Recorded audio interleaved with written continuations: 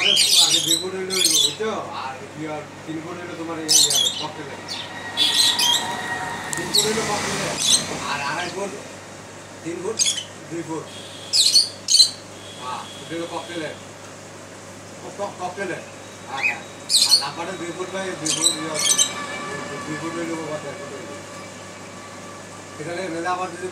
এক লোক বানাই একবার বানাই যেতে পারে হইতো না কথা বুঝছো শর্ট করলে আলাদা আলাদা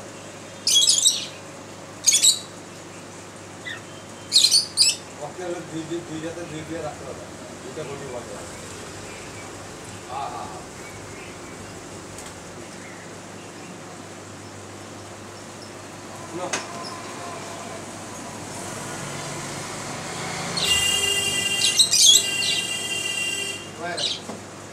আর কোয়াল আছে